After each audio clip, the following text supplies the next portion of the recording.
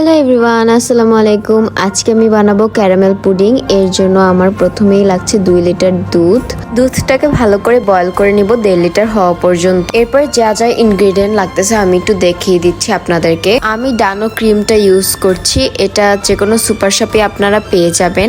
আমি 2 spoon ডানো cream ব্যবহার করছি, এতে করে পুডিং এর টেস্টটা বৃদ্ধি পায়। আমরা যেহেতু চিনি খেতে কম পছন্দ করি, তার জন্য আমরা কনডেন্স মিল্কটা ব্যবহার করছি, এতে করে পুডিংয়ের টেক্সচারটা আর একটু ভালো আসে। আপনারা চাইলে চিনিও ব্যবহার করতে পারেন, এই দুটো জিনিসই অপশনাল। তারপর আমি পাউডার মিল্ক ব্যবহার করছি, এগুলো সব টেস্ট বৃদ্ধির জন্য। তারপরে 5টা ডিম আমার লাগছে, কারণ আমি 1.5 লিটার দুধ নিয়েছি।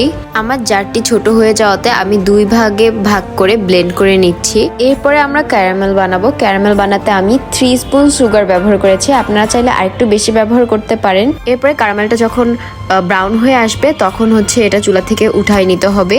আমি এরপরে মাঝে ক্লিপ দিতে ভুলে গিয়েছিলাম, লাস্টে আমি ফাইনাল লুকটা দেখাচ্ছি আপনাদেরকে। আমার 30 থেকে 35 মিনিট লেগেছিল, তবে আপনারা আরেকটু বেশি টাইম দিবেন, তা না হলে আমার মতো এরকম ভেঙে ভেঙে আসবে। সো এতটুকুই। সবাই ভালো থাকবেন, সুস্থ থাকবেন। আল্লাহ হাফেজ।